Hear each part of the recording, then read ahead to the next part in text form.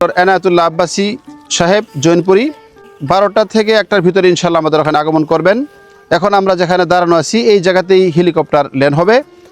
শুরু করতেছি পরম দয়ালু আল্লাহর নামে, যিনি আমাদেরকে পাঠিয়েছেন এই সুন্দর ত্রিভুবনে। এই পৃথিবীর শ্রেষ্ঠ ধর্ম হচ্ছে ইসলাম, আর এর প্রবর্তক হচ্ছেন হযরত মুহাম্মদ সাল্লাল্লাহু আলাইহি সাল্লাম।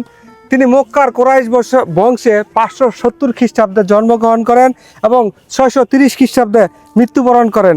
তার অর্পিত যে ধর্মগ্রন্থ সেটা হচ্ছে আল কোরআন। আল কোরআন হচ্ছে পূর্ণাঙ্গ জীবন বিধান, যেখানে ইসলামের প্রতিটা বিষয়গুলো সুস্পষ্টভাবে ব্যাখ্যা রয়েছে। আর ইসলামী শিক্ষা বিস্তারের ক্ষেত্রে ভারতীয় উপমহাদেশের সবচেয়ে গুরুত্বপূর্ণ ভূমিকা পালন করছে বিভিন্ন মাদ্রাসা ও এতিমখানা।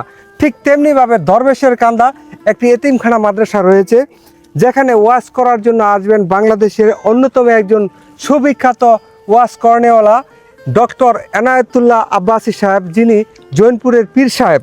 তো এই প্রত্যন্ত অঞ্চলে এই মাঠে তিনি কাল আল্লাহ যদি চায় আগামীকাল 20 তারিখ এখানে ল্যান্ড করবেন 12টা থেকে 1টার সময়ের দিকে। সেই ক্ষেত্রে এখানে বিমান আর হেলিকপ্টার নামানোর জন্য বিস্তারিত ব্যবস্থা করা হবে।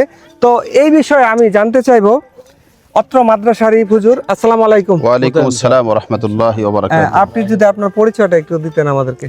আলহামদুলিল্লাহ, আমি দরবেশের কান্দা মদিনাতুল উলুম মাদ্রাসার মুহতামিম। আমাদের বাৎসরিক মাহফিল আগামী কাল রোজ বৃহস্পতি ও শুক্রবার। অন্যান্য বছরে ন্যায় এই বছর আমাদের বাৎসরিক প্রোগ্রাম, তবে এই বছরের প্রোগ্রাম একটু ব্যতিক্রম ধর্মী। বাংলাদেশের উল্লেখযোগ্য ওলামায়ে কেরামদের মধ্য থেকে অন্যতম একজন হযরত মাওলানা ডক্টর এনায়েতুল্লাহ আব্বাসী সাহেব জৈনপুরী, উনি আগামীকাল আমাদের মাদ্রাসার উদ্দেশ্যে ঢাকা থেকে 12টা থেকে 1টার ভিতরে ইনশাল্লাহ আমাদের ওখানে আগমন করবেন।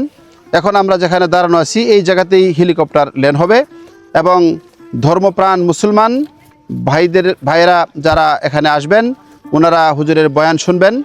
আমরা হুজুরের বয়ান শোনার জন্যে এখন থেকে অপেক্ষমান ইনশাআল্লাহ। আমাদের মাদ্রাসাটা হলো কওমি মাদ্রাসা, এতিমখানা মাদ্রাসা। এই মাদ্রাসায় এতিমরা লেখাপড়া করে এবং অত্র এলাকার সর্বস্তরের মানুষ, চাকরিজীবী, ব্যবসায়ী, কৃষি, অন্যান্য ভাইয়েরা যারা আছেন সকলের সাহায্য এবং সহযোগিতায় এই মাদ্রাসাগুলো চলে আসে। তারই ধারাবাহিকতায় আমাদের এই মাদ্রাসাটাও সেভাবেই চলতেছে। তো আলহামদুলিল্লাহ, আমরা অত্যন্ত খুশি আনন্দ যে আমাদের মাদ্রাসায় ডক্টর এনায়েতুল্লাহ আব্বাসী সাহেব আসবেন এবং আমি মিডিয়া সহ অন্যান্য সকল ধর্মপ্রাণ মুসলমানদেরকে দাওয়াত দিচ্ছি